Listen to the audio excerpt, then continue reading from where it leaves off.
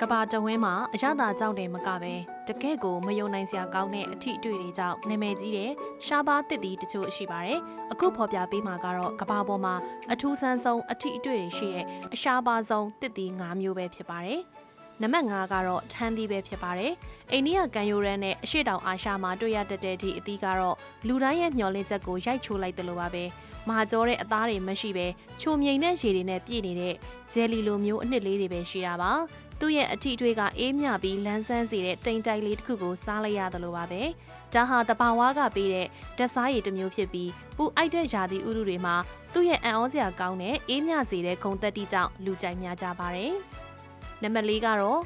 finger lines ဖြစ်ပါတယ်။ Australia မိုးတစ်တောတွေကနေဆင်းသက်လာတဲ့ဒီအသီးကတော့ရှောက်သီး Caviar လိုမျိုးအထီးတွေရှိပါတယ်။သူ့ရဲ့အတွင်းပိုင်းမှာပြင်းထန်ပြီးချင်ဆူးတဲ့တံပရာအရသာနဲ့အတူပေါက်ထွက်သွားတတ်တဲ့ပလဲလုံးတီးတီးလေးတွေနဲ့ပြည့်နေတာပါထိတ်တန်းစပုံမှုတွေကတော့အစားအစာတွေကိုဆွဆွမသွားစေပဲချင်းတဲ့အရသာကိုပောက်ကွဲထွက်သွားအောင်ထည့်သွင်းနိုင်လို့ဟင်းပွဲအလှစရာမှာအင်မတန်သဘောကျကြပါတယ်တကယ့်ကိုဟင်းချက်လောကရဲ့လှုပ်ဝက်လက်နဲ့တစ်ခုပါပဲ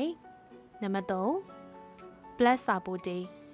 မက္ဆီကိုနိုင်ငံကချောကလက်ပူတင်သီးလို့ခေါ်တဲ့ဒီအသီးကတော့အထီးအတွေ့ပိုင်းမှာတကယ်ကိုအံ့ဩစရာပါပဲလှီးလိုက်တဲ့အခါအရည်တွေထွက်မလာပဲပြပြနစ်နစ်နဲ့ချောမွေးတဲ့အနှစ်တွေကိုပဲတွေ့ရမှာပါအရသာကတော့ caramel chocolate အရသာခက်ဖြော့ဖြော့လေးပါပဲ chocolate mousse လိုမျိုးပေါ့အစီအနှစ်တွေအရမ်းများတယ်လို့ထင်ရပေမဲ့တကယ်တော့အခွန်ထဲကနေဇွန်းနဲ့ခတ်စားလို့ရတဲ့အစီနဲတဲ့အချို့ပဲတစ်မျိုးဖြစ်ပါတယ်နံပါတ်2ကတော့ ice cream beans ပါတောင်အမေရိကကနေလာတဲ့ဒီအသီးကတော့အထီးအတွေ့ပိုင်းမှာအံ့ဩစရာအကောင်းဆုံးပါပဲသူ့ရဲ့ကြီးမားတဲ့ပဲတောင်ကြီးကိုဖွင့်လိုက်တဲ့အခါမှာဂွန်းစီယိုလိုမျိုးဖွားဖွားလေးဖြစ်နေတဲ့အဖြူရောင်အသားတွေကိုတွေ့ရမှာပါ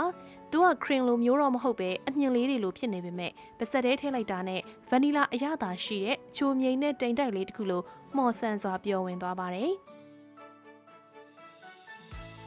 နံပါတ်1ကတော့အာချာချာသီးပါBolivia Amazon တောထဲကလာတဲ့ဒီအသီးရဲ့အထီးတွေကတော့အကြီးမားဆုံးအံ့ဩစရာပါပဲသူ့ရဲ့အသားကနူးညံ့ပြီးလေလိုမျိုးပေါ့ပါနေကရှာပေါ်မှာအရေးပျော်သွားတတ်တဲ့ရှာဘတ်တိမ်တိုက်လေးလိုမျိုးပါပဲအရသာကတော့ချွတ်ချူလေးကိုမှချင်ဆူးဆူးအရသာလေးပါဝင်ပါတယ်သူ့ရဲ့နာမည်ကတော့ပြားရည်အနံလို့အဓိပ္ပာယ်ရပေမဲ့အထူးဆန်းဆုံးလှုပ်ဝက်ချက်ကဘာလဲဆိုတော့ကြံခဲ့တဲ့အခွန်ကိုရေထဲမှာစိမ်ထားရင်အရှမ်းကိုလန်းဆန်းစေတဲ့တောက်စီရတစ်မျိုးရလာတာပါပဲဒီအသီးတွေကဘယ်တစ်ခုကိုများအရင်ဆုံးမြည်ဆန်းကြည့်ကြပါသလဲရှင်